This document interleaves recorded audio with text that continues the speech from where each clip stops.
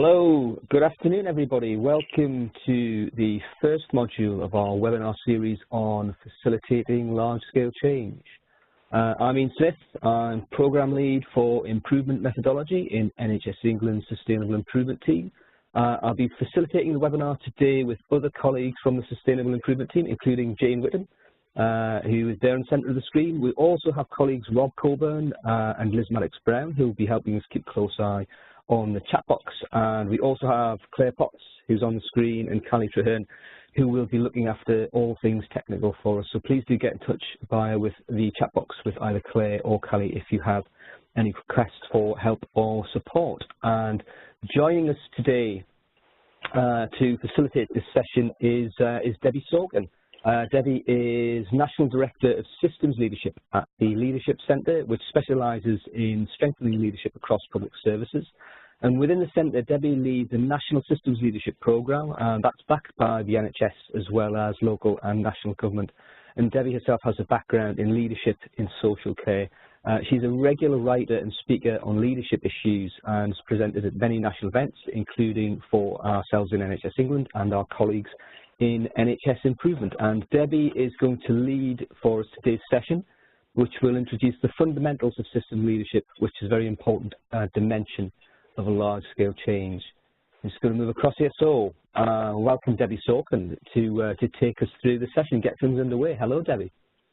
Hello, Ian. Thank you very much for that, and welcome everyone, and thank you for making the time to take part in this webinar today. It's great to see so many of you here. We've got nearly 300 people here this afternoon.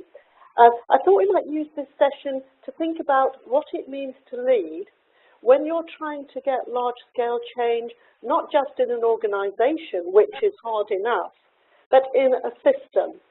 So where it's complex, where it might be political, large or small p, when there will be no end of external commentators, not invariably helpful, looking at what you're doing, and no end of internal constraints.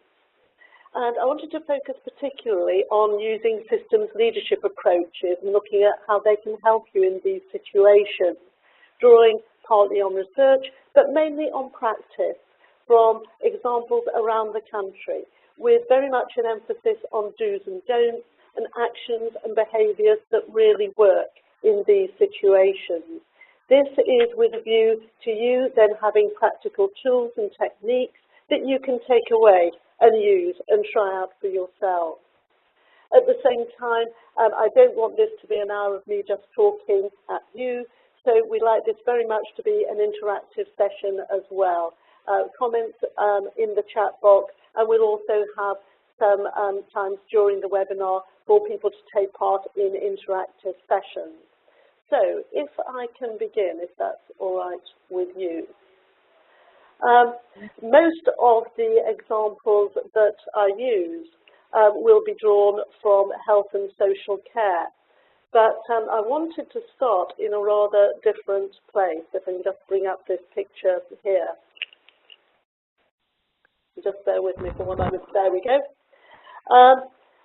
Large-scale change is where honest conversations and real work and real change needs to happen. But more often than not, it can feel like this. You're supposed to be making change happen and things happen, but you don't necessarily feel in a position to do so. You're feeling squeezed out. People aren't listening or doing what they're supposed to be doing. They're certainly not paying attention to you. They're standing around, frankly, being woolly.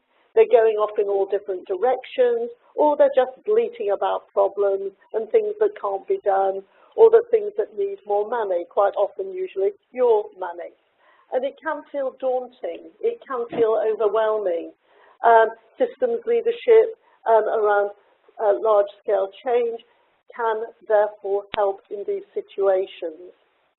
Large-scale change can feel like Everest, and you can feel like you're a base camp and, oh my goodness, I don't even have any crampons.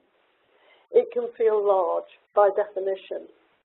Systems leadership is a way of breaking this down to size and making it manageable.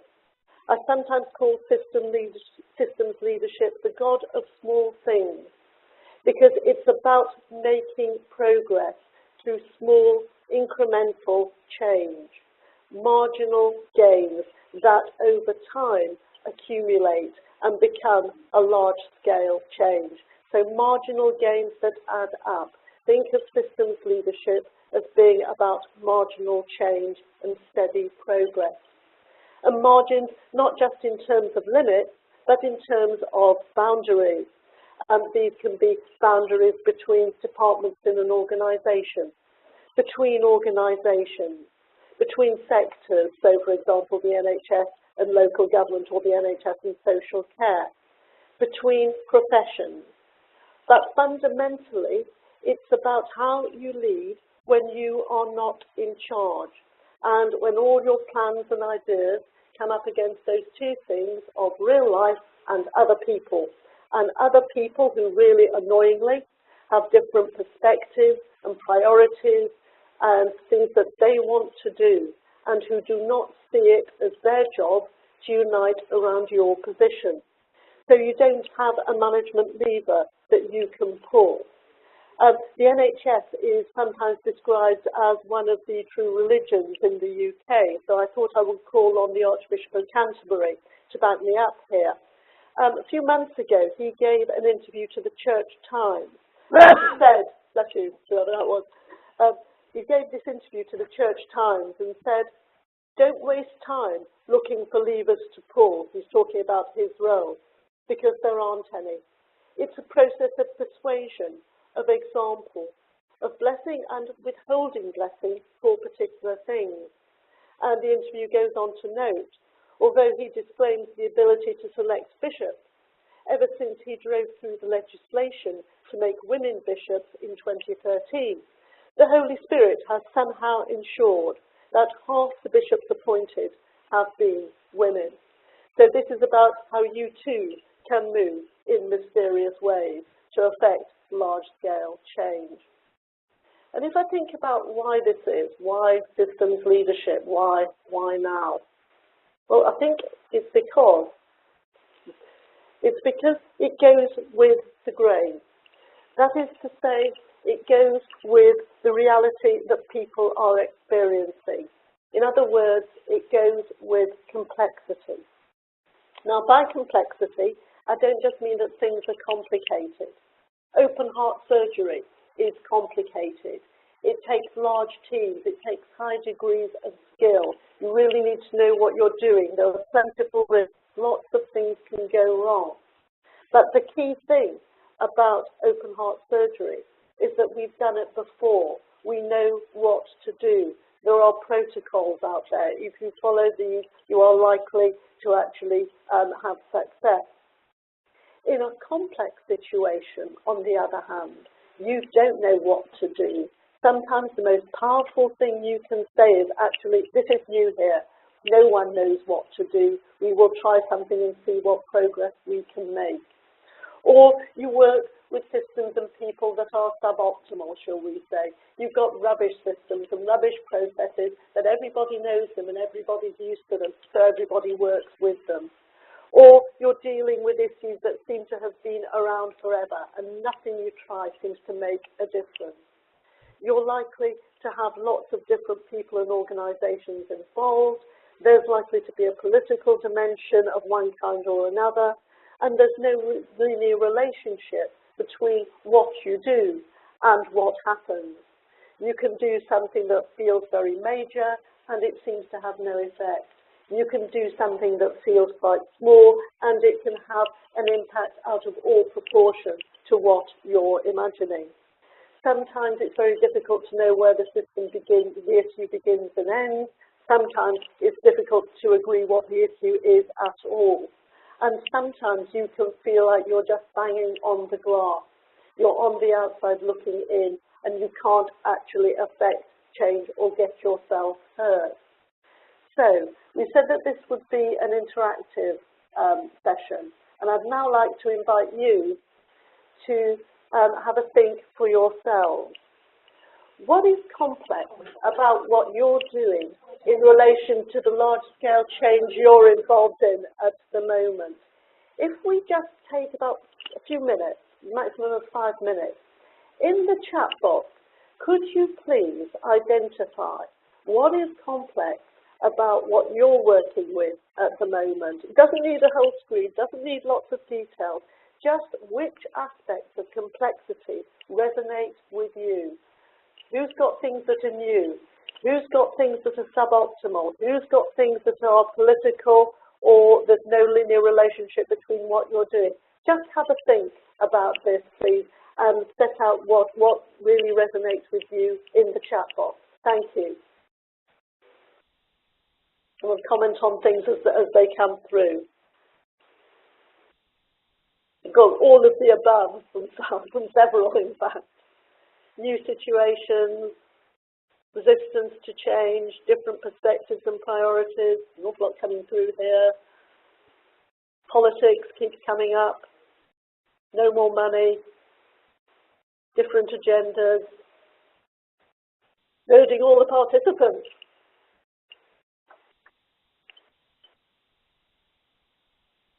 Lack of leadership support, I noticed as well. Lots of things about conflicting and different agendas. Competing priorities, people being protected, silo working is another aspect of this. Distribution of power. It's about the systems leadership is not about ignoring power, it's about working with it. Change fatigue.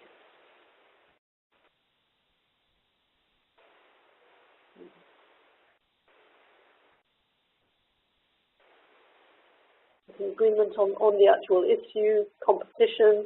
It's always been done this way. It's another way to silo working.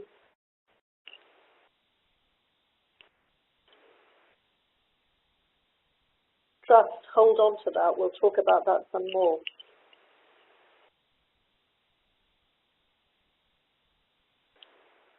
Changing people, churn, and building sustaining relationships in the face of churn. Keeping things going, keeping it on the agenda.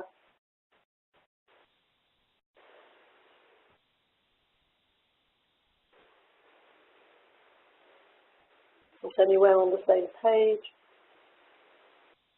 People turning a blind eye to the problems. It's a great way to avoid real work.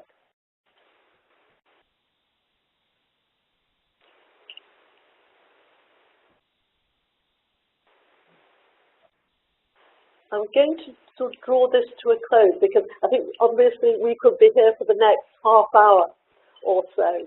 I mean, do by all means keep adding to the ideas, but I just wanted to draw things together and comment on this. Nothing that is here in the chat box is surprising. All of these things are aspects of the difficulties that you will find in large-scale change, and I think many of them we will address in what's coming up in the rest of this webinar. This is difficult stuff, actually. Large-scale change is difficult stuff, and a starting point for me is to say to yourself, acknowledge this. In a previous class that I was involved in, talking about large-scale change and systems leadership, someone described it as like being kicked in the head by a unicorn, and I've always taken that and used it. You've got this lovely thing that you all seem to want. You can see this idea in the distance, and then it comes towards you, and it doesn't welcome you, it kicks you in the head because it's difficult. So please don't expect plain sailing when you're trying to deal with large-scale change. When things are difficult, and they keep on being difficult day after day, there's an awful tendency and temptation to avoid difficulty and complexity, and I think that's coming up in a lot of the comments I'm getting in the chat box. And you see this in various ways. So watch for these things. First of all, watch for reversion to default behaviours. We've always done things in a certain way. Or let's have another paper on this. Let's have another green paper on social care in England. Actually, let's not, you know. We've had them before. We know what to do. Watch also for a reversion to mantras. If we just have integration of one kind or another, everything will be fine. If we just co-locate, if we just have an accountable care system, it will solve all our ills. But integration seen in terms of structures rather than in terms of the kinds of relationships and culture change which will actually drive large-scale change. Another thing to watch for is abstruse or obscure or bizarre language. My rule of thumb, broadly, is that if it sounds like guff, it probably is. Notice when you're in a meeting and you're in acronym central or things are not clear. We're very, very polite in this country. We don't actually call things when we don't understand them. Honestly, if you don't understand it, quite often most other people won't either. It's worth calling this. And if you're asked to take part in it and write guff, notice that also. There's a leadership writer called Meg Wheatley, and she describes one of the roles of leadership as being about creating islands of sanity. This is about creating those islands of sanity in language. And it's one of the ways that people, as I say, try to avoid difficulty and complexity. And the great thing about systems leadership, I think, is that it says, enough already. We are not going to avoid complexity. We are actually going to work with this, and we are going to face complexity head on. And it does this, by the way, it's defined. The idea behind systems leadership is to ask some different questions with people at different levels and different places to get to a common purpose and cooperating to get real change. So this is about collaborative leadership of a network of people, a network, not an organization, not a hierarchy, a network. Anybody can be part of it. And it is about common purpose, shared purpose. This is the thing that is absolutely fundamental.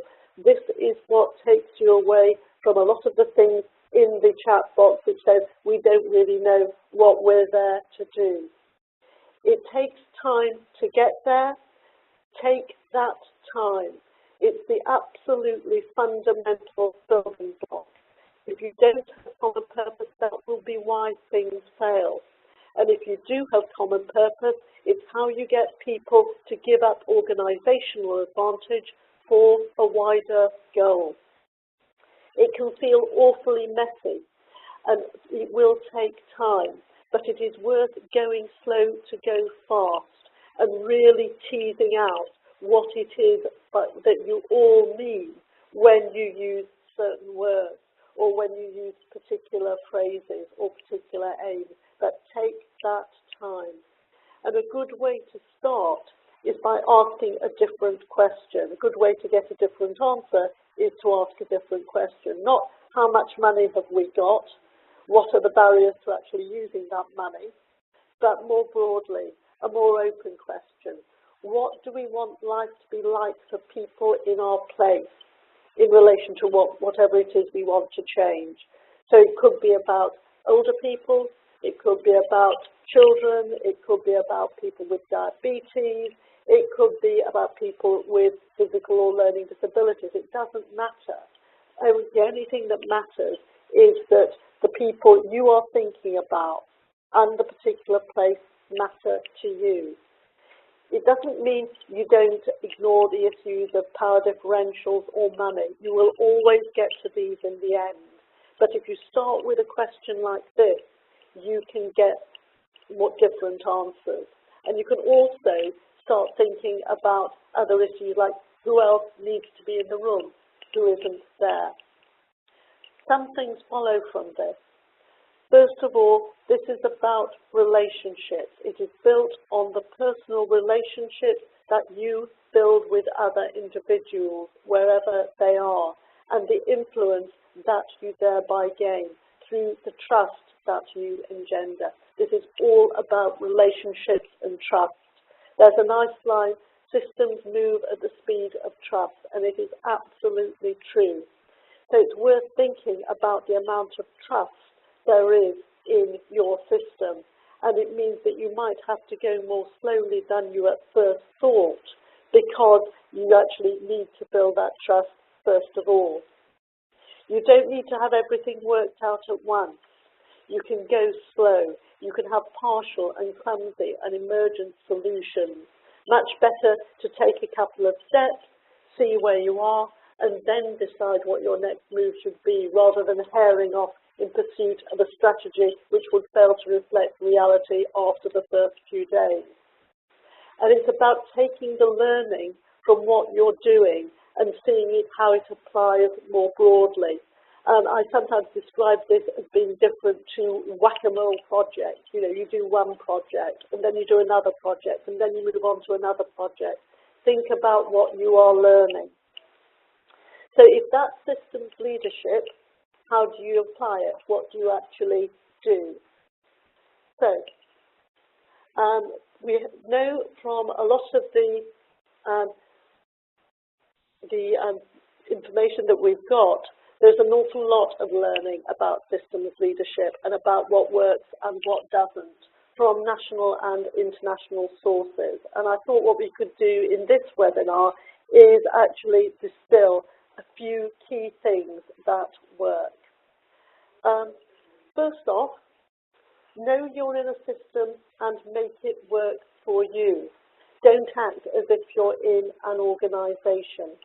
Sometimes when I ask people to describe their systems, they'll describe their organisations and organisation charts, and it'll be very boxy and very linear. A system is much more like this circle that's in the middle here. This actually describes the internet as it was in Richmond in South London in 1992. You can imagine how much more complex it is now. It's much more kinetic. It's much harder to read. Don't panic, don't be daunted, and don't worry. You don't need to read all of a system. Anybody who says they can read all of a system is fibbing. They are fibbing to you, and they are fibbing to themselves, because no one, by definition, can read the entire system. The only bit of the system you need to read is the bit that matters to you, based on the common purpose that you have with the people you're working with and what it is you want to do.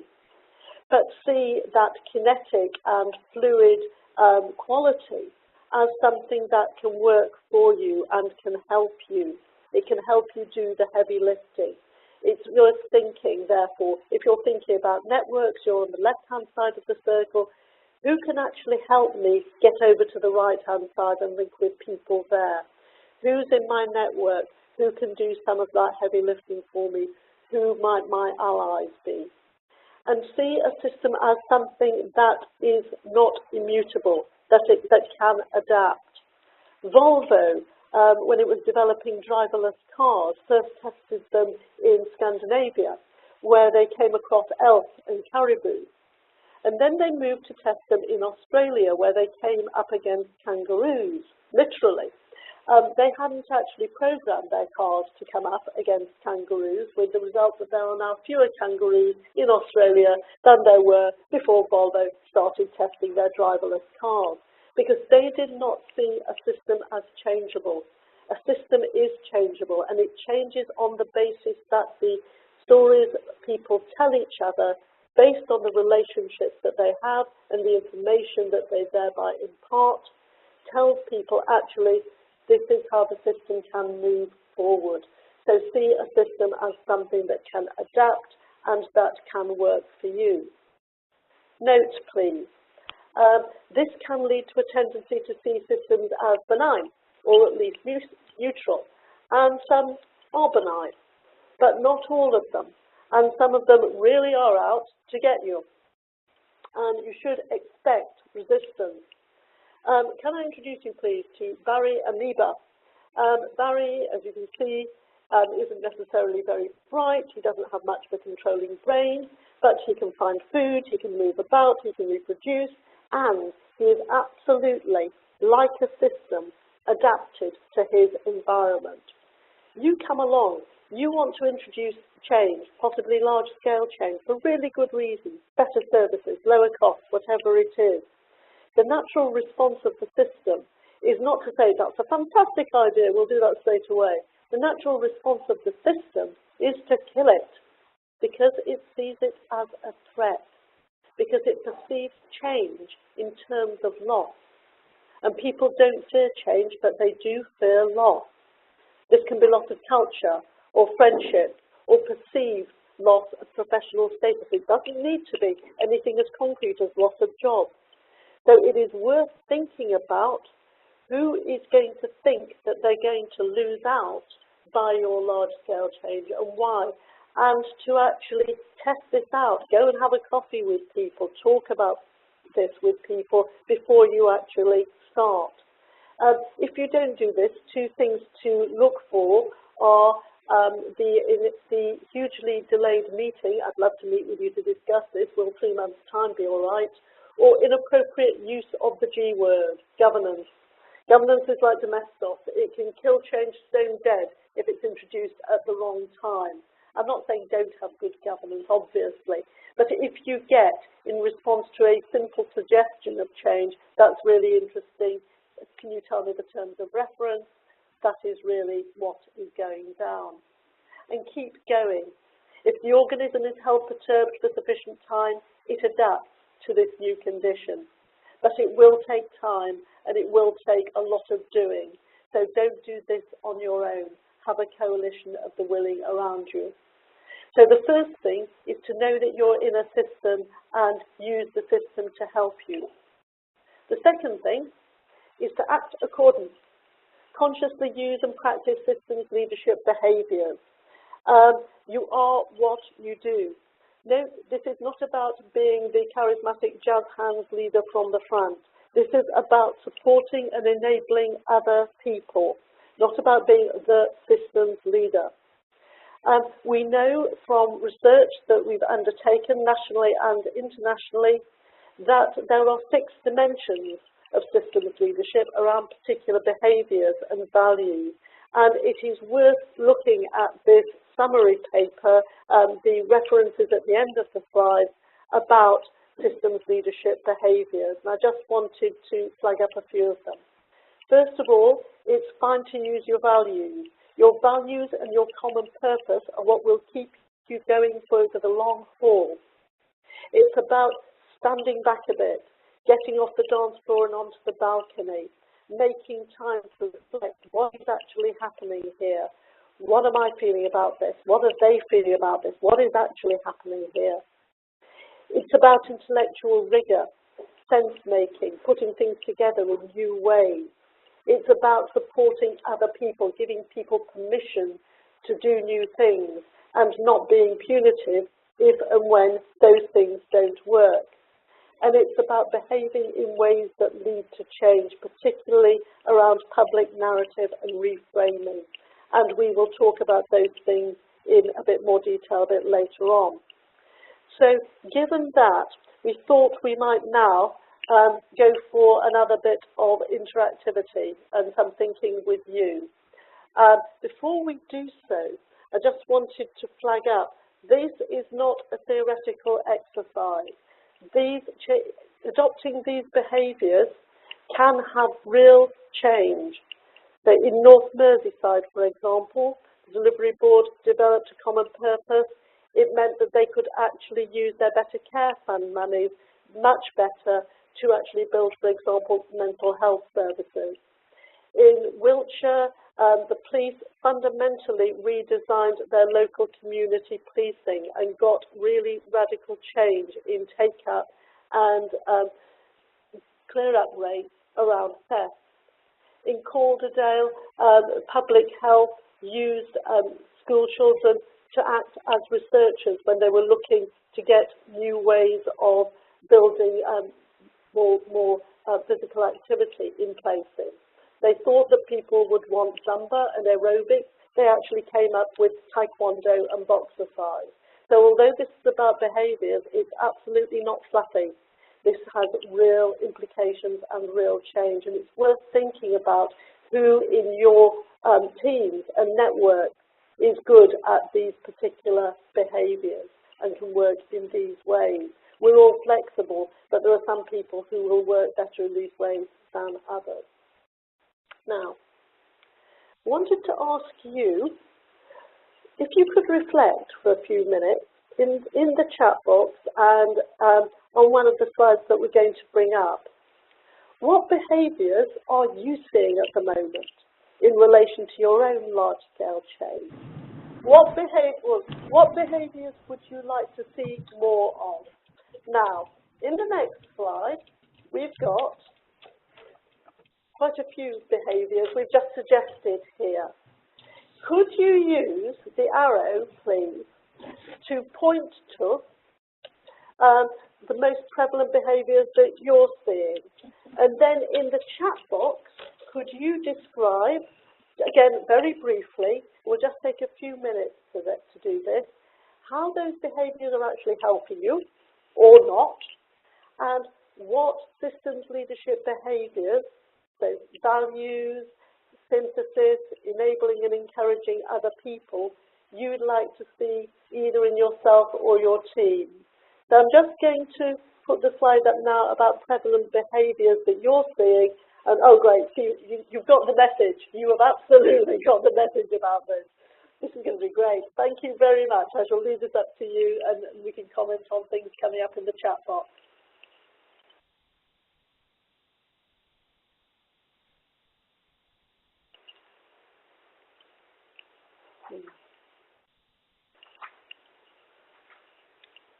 Lots of things about fails to communicate, some people communicating often, people not acknowledging other people's work, somebody's very keen on supporting other people, decisions being made at a very high level that people get told about as an afterthought.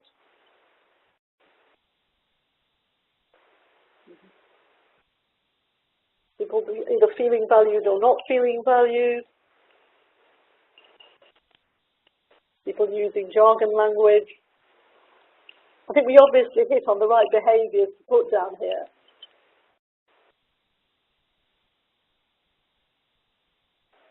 Not including people, not open enough, poor communication, needing to support people because the job is full and getting fuller. Communication coming up an awful lot.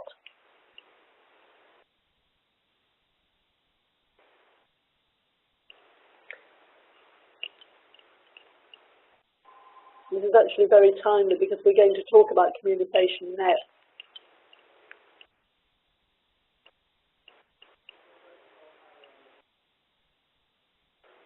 Mixed messages, lots of doing but not much focus on outcomes. There's a nice phrase we've got, doing the wrong thing busily. Suspicion and defensiveness. Old power not valuing new players in the system. Communication just without opposite support.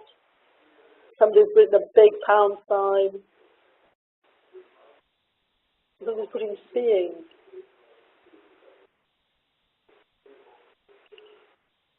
Along with supporting distributed leadership.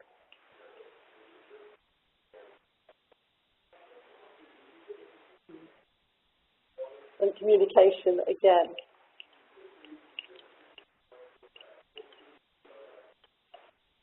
I'm going to draw this to a close now. I suspect we could, I think somebody's drawing a face. Thank you. We have artistry here as well. I want to draw this bit to a close because I want to pick up particularly on the idea of communication, because this is absolutely key to systems leadership. Those of you on social media may, and particularly on Twitter, may know the Twitter handle Very British Problems. Very British Problems sets out the things that British people just hate doing. And what British people particularly hate doing are talking about stories. Tell me about yourself. One of the worst things you could ever ask anybody British. Tell me a story is one of the most crucially important tools in your system's leadership armory. And everybody can do this. The most introverted person can do this. You're not there declaiming from a book. This is about emotionally resonant stories based on what your own experience, based also on evidence and data that change the way that people think and therefore behave. So this is not, I met this bloke down the pub. This is really thought through, emotionally resonant stories. And I want to demonstrate what I mean briefly here. The government a couple of years ago wanted to reduce tax credit thresholds, and it asked the Institute for Fiscal Studies to investigate if it was the case of the introduction of the national minimum wage would compensate for this. And the IFS actually undertook an investigation. The short answer was no, but the longer answer was to write things in very sober language. So you can see here, this is an excerpt from the report. They talked about deciles, they talked about household income distribution, they talked about scenarios. Fast forward to Baroness Hollis in the House of Lords a little bit later on. Did she talk about deciles and household income distribution? No, she did not.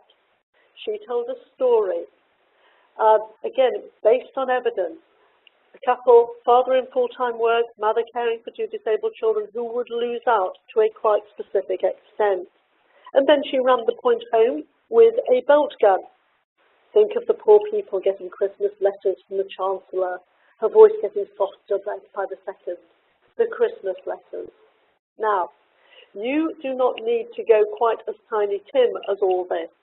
But if you really want to influence people and change the way that they think, this is how. It is absolutely worth practicing public narrative, practicing your stories on yourself and other people, and seeing the impact they get.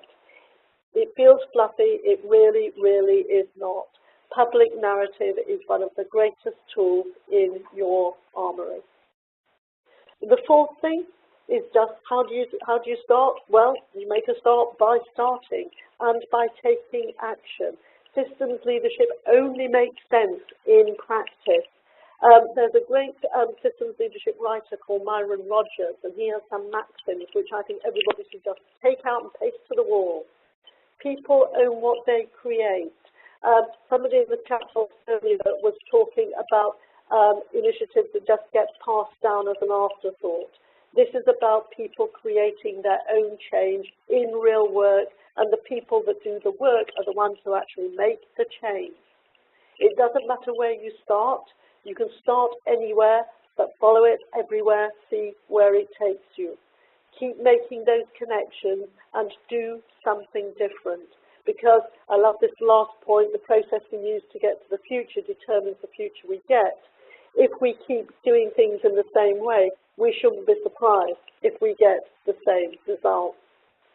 And finally, you're not alone, I promise you. There are lots and lots of people who have been trying this in various parts of the country and around bringing together health and social care and other services in large-scale change. And again, the references to the reports here on this page are given at the end of the slides. First of all, this is not going to be plain sailing. Watch out for the rocks. Lots of stuff can and will get in the way. The biggest danger is absolutely work avoidance. Doing the wrong thing expertly, because it's always the way we've done things. Doing the wrong thing busily. People can build careers just doing stuff for the sake of it. Sometimes it is the wrong time and the wrong place and the wrong people. If you've got a place where you've got a toxic culture and it's been that way for some time, it's going to take time to change. Helen Bevan of NHS Horizons has a lovely line. I think it's a Native American line. If your horse is dead, get off it. Sometimes it's just the wrong time to do the work you want to do. You need to go in a different direction. It can take time and it can feel messy. So if you're up against short-term deadlines, there are always going to be things you need to do to feed the beast. And there are going to be powerful political or other imperatives that get in the way. Key thing is to hold fast to common purpose. See yourselves as acting in a system and just keep going on that basis. So it is about looking out for the problem, but you can do stuff. Identify an issue where you can do real work on a system basis. Get your coalition of the willing together, a few people, it doesn't need to be many, a few people who think like you, and work on that common purpose. I often say having a coffee with people is as important as being at the formal meeting. So this is about choosing your battles and talking offline. Get air cover where you can. Go beyond the obvious as well. Planning in the built environment, housing as well, doesn't often get mentioned but absolutely key. Do not pilot, prototype. Try something, see what works, see what needs improving, tweak it and keep going. And use narratives, as I've mentioned, emotionally resonant stories and frames to change perspective. And framing and reframing is so important. I wanted to use the last part of this presentation to particularly focus on this. This person you may recognise. This is the late great Leonard Rossiter as Reginald Perrin. In this photo, Reggie has just thought of his mother-in-law. What has he thought of? If anybody's just thinking, hippo, you're absolutely right. I suspect for many of you, you wouldn't have had to think very hard before you thought of that. That hippo is a frame. A frame is culture in shorthand, effectively, a set of internalized concepts that we all use to accord meaning to events and information. It's a mental shortcut, often based in metaphor. Reggie had his hippo.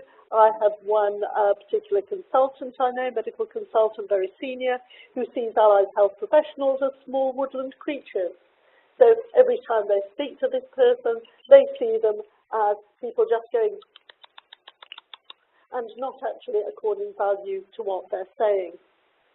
They are often unconscious, but they are deeply emotional, and they reflect deeply held values. So this is how we are, therefore, for example, in the NHS. Therefore, this is how they are in local government or anywhere else, and vice versa. Note, this is not about being rational or about being accurate. These are just the ideas that people hold.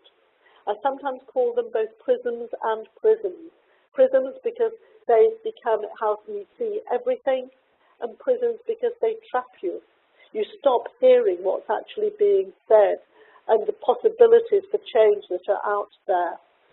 They can be very hard to shift, but again, they are not immutable.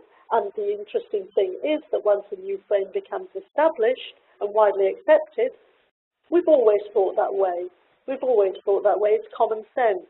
So the quote from Ken Clark notes that around the Iraq War, within 12 months, he says you couldn't meet a member of the public who had ever known anybody who was in favour of it.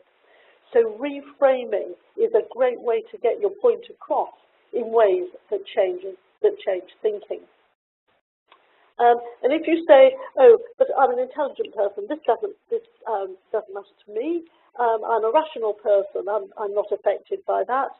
We are all affected by this. It doesn't matter how intelligent or how rational you are. I'm a football fan for my sins. My football memories go back a long way. There's one particular football manager called Tommy Docherty, and he was once asked what he would do if the opposing team retaliated, and he said, we'll retaliate first. This is about getting your frame, your idea across first of all. It's not about doing something fictitious, please note, but it is about being clear about what it is that you want to get across. Because once a frame is there, it can be really hard to to challenge. You can't negate a frame. If you just say, no, it's not, all you'll do is reinforce it. So you need to start from where people are. And think about also who you're going to work with to get your message across. I can be in a meeting sometimes and I'll say something and I can watch it going over people's heads. And then somebody else will say exactly the same thing and it's like, oh, yeah, brilliant, genius. And it's really frustrating. But sometimes having somebody else give your message will be more effective.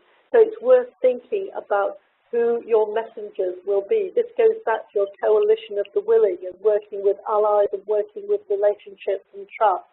It might be clinicians, it might be service users, it might be nurses, it might be managers, it might be counsellors, it might be MPs.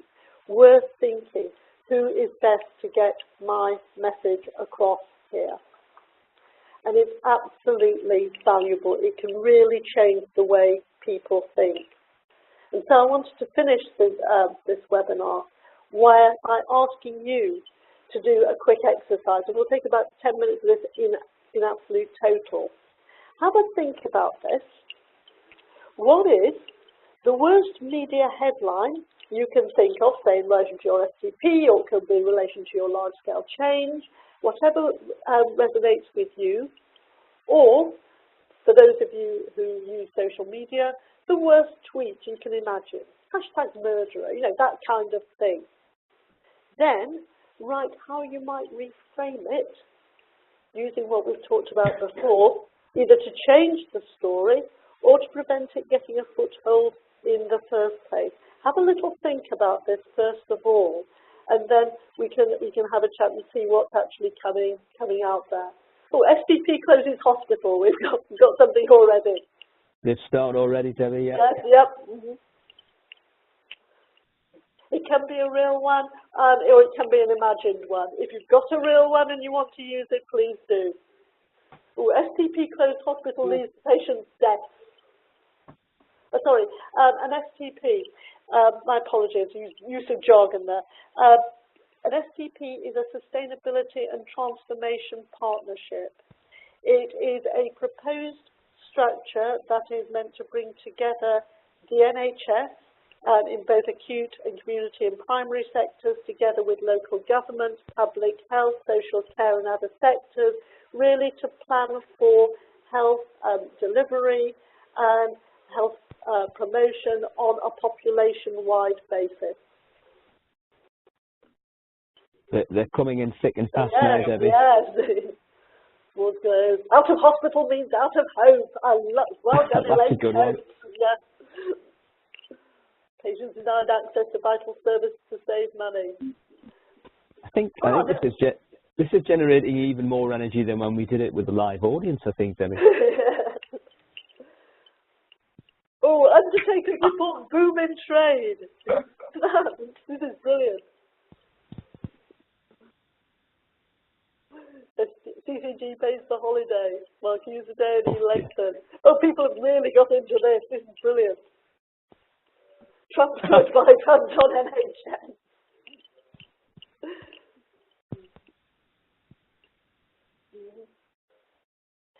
With all these things, it's enormous fun to think about all the terrible headlines and terrible tweets. If you have a little think, if you wanted to get a different message across, a different framing, what might you do? Yeah, so we'll see how this goes. Yeah, cancer patients to improve access to services. So you can see how it would change. This is not about telling lies. It's not about fiction. It's about thinking about how you would change the story that gets out there. Some good ones coming in now. Just more lives saved to service redesign when flashing past. Yes. The real questions. Change narrative. Out of hospital means optimal care at home. Yes. Service redesign to improve the quality of access. Replying to the tweet. Daily Mail support SPP.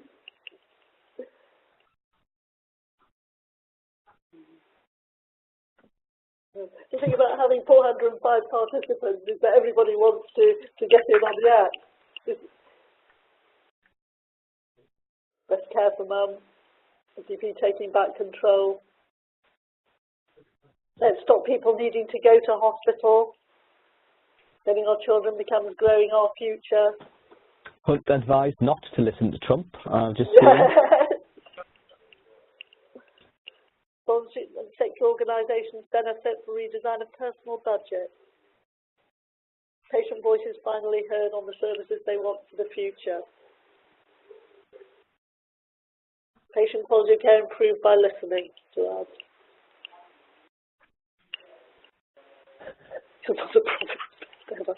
Yes. Yes. I'm not sure that one's been Yes. reframed yet. Yes, unless it's a particular consultant who really wants this.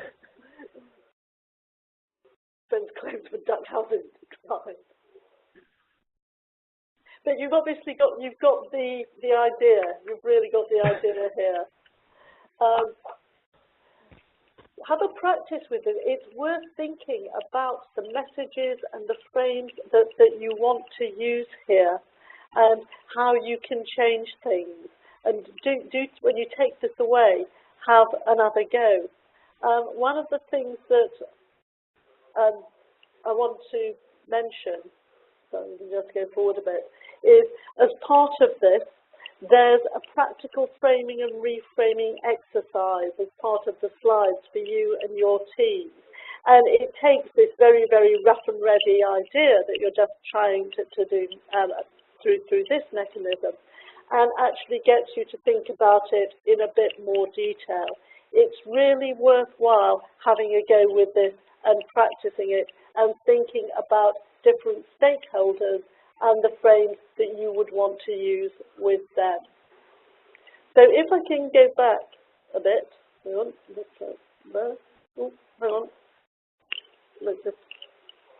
just to sum up, I think what I'd like to get across is hang on in there, keep going. You're doing something difficult here. It's going to be complex. It's going to come up against resistance. So you don't need to try and do everything at once.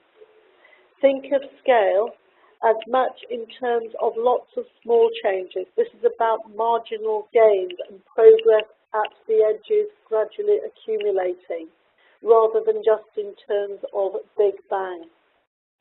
Know that you're dealing with a system, and that system might not be benign. It can help you, but it might not support you, at least not at first.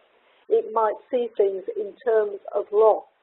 That loss might be real or imagined, but if that's how people are perceiving things, that's their reality. So it's worth thinking ahead about the loss that people might feel about a large-scale change and how you might respond to it, how you might reframe it in a different way. It's about what do we want to do, what is our absolute common purpose, and starting from there and not proceeding until you have that. Work on relationships and trust and the influence that you thereby gain. Don't try and do this by fear. It's about a network and a coalition of the willing. You don't need many people, and you can have people at all levels and not necessarily just from the usual suspects. It's about focusing on real work, being alive to all the multifarious forms of work avoidance that are out there, and using systems leadership behaviours. So support and enable other people. Look to bring things together in different ways. Make time to reflect on what you think is actually going on out there, and hold fast to your values and your common purpose. But keep going. You can take the scenic route, you can allow for setbacks, you can look for progress rather than solutions, and it really is possible to make large-scale change for the better. Thank you very much for your time today, and thank you for participating so enthusiastically. I just wondered for the next couple of minutes if there were any other thoughts and questions that people had.